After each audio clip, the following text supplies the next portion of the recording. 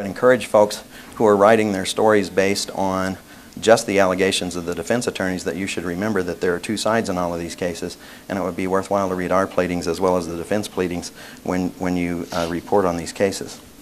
So here's the third one. This is the one that seems to be the most interesting right now, and these are allegations raised by Attorney Victor Marshall relating to whether or not our office has a conflict of interest in a civil trial. And in order to understand that one, I think that you need to have a little information on how that civil trial came about. The cases that were brought by Mr. Marshall are brought under what's called the New Mexico Fraud Against Taxpayers Act. It is what lawyers call a qui-tam statute, a whistleblower statute or a bounty hunter statute.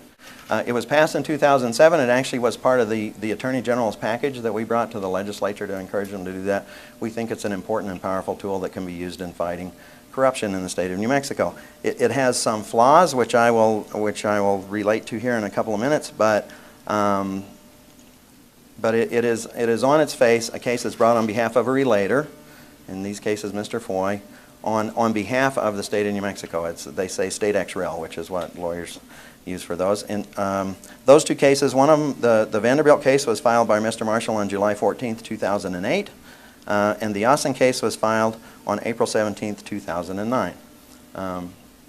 And I think what has led us to the place where we are here is that recently our office filed motions to dismiss significant portions of these two fraud against taxpayer cases, and we have been criticized for doing that. But I want to try and explain to you today why we did it, and you all will then have an opportunity to make a decision whether you think that that was in the best interest of the state or not in the best interest of the state. One of the things that's important to note about both of those cases, I think, and they're not cases that we have pursued, they're brought by Mr. Marshall on behalf of his client, is that both of those cases are still in the pleading stage. No discovery has been done, so after 2 years or more in those two cases, there hasn't been any progress in those cases. So we actually have felt like those cases were kind of languishing. We have been working for a couple of years with Mr. Moise, the new state investment officer, and with the board in order to try and think of more effective ways that we can work to get the state's money back. This year, our state legislature passed a law that gave the SIC the authority to directly hire a law firm to represent them in such cases as this. And so, pursuant to that, the SIC and the Attorney General's office did a request for proposal. We hired a firm called Day Pitney, who has had great success in recovering monies on behalf of the state of New York to represent the state of New Mexico. And we filed cases on behalf of the state of New Mexico that include claims prior to 2007 for damages on behalf of the state of New Mexico using theories that are not the theories of the Fraud Against Taxpayer Act, but more standard common law theories for why these things caused damage to the state. After that, after we filed those lawsuits that reach back past 2007 on behalf of the state of New Mexico, then we filed motions to dismiss the parts of the Fraud Against Taxpayers Act that covered the same ground as the cases that were filed by the SIC. And that triggered a series of events that culminated in a press conference by Mr. Marshall where he accused me of having a conflict of interest. So now we're back talking about conflict of interest. But I will say this, you all, you can mine from the pleadings whether you think these cases are good cases or bad cases or whatever. It's difficult for me to talk about them. But the decisions that we made, both to file the lawsuits on behalf of the SIC and to limit the fraud against taxpayer cases, are cases that I believe are in the best interest of the state of New Mexico. They probably are not in the best interest of Mr. Marshall or Mr. Foy. And so even though there's a fiction in the Fraud Against Taxpayers Act that Mr. Foy and Mr. Marshall are representing the state of New Mexico, I think that you will see as you analyze this that they are certainly looking out for the best interests of Mr. Foy and Mr. Marshall. So let's address Mr. Marshall's, seems like his primary complaint of the fact that our office has a conflict of interest because Bruce Malott, who is a defendant in part of the Fraud Against Taxpayer case, was my treasurer in my congressional campaign.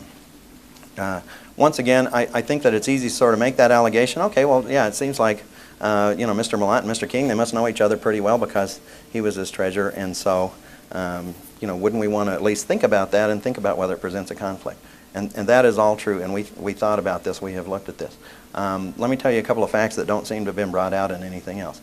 One is that you would assume from looking at campaigns in New Mexico, a lot of times the campaign treasurer is a close friend or a big fundraiser or, you know, a big financial supporter of the candidate.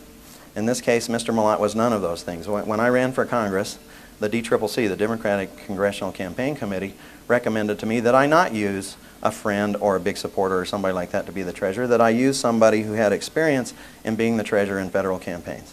And Mr. Malott is certainly that. If you go back and look, he has his firm, because of his accounting ability, have been campaign treasurers for a number of federal campaigns and understand all the FEC laws and such. And he did a very capable job as my campaign treasurer.